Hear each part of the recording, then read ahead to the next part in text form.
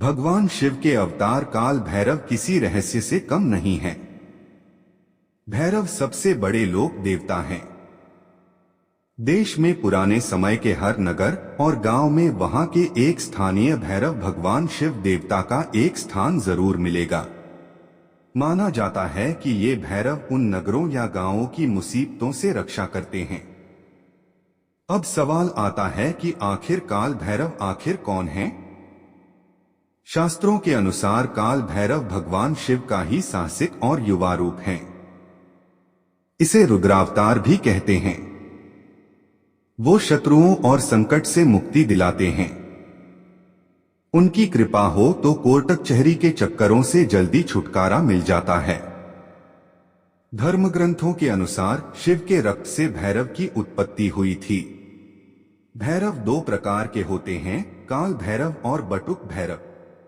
देश में काल भैरव के सबसे जागृत मंदिर उज्जैन और काशी में हैं, जबकि बटुक भैरव का मंदिर लखनऊ में है। सभी शक्तिपीठों के पास भैरव के जागृत मंदिर जरूर होते हैं। इनकी उपासना के बिना मां दुर्गा के स्वरूपों का पूजन अधूरा माना जाता है। हिंदू और जैन दोनों भैरव की पूजा करते हैं। इनकी कुल गिनती 64 है।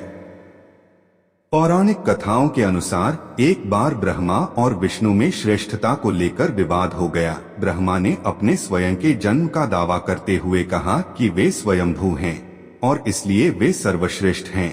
विष्णु ने अपने स्वयं के जन्म का दावा करते हुए कहा कि वे भगवान शिव की नाभि से निकले कमल से उत्पन्न हुए थे और इसलिए वे सर्वश्रेष्ठ हैं।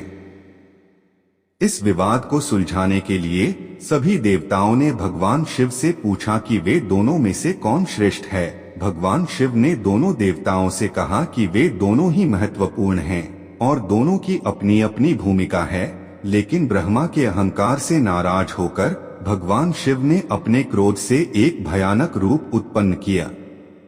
इस रूप को काल भैरव कहा गया। काल भैरव भगवान शिव का शरीर काला था और उनके चेहरे पर 3 आंखें थीं। उनके सिर पर एक त्रिशूल था और उनके हाथों में एक खड्ग और एक डमरू था। काल भैरव का भयंकर रूप देखकर ब्रह्मा भय से कांप गए।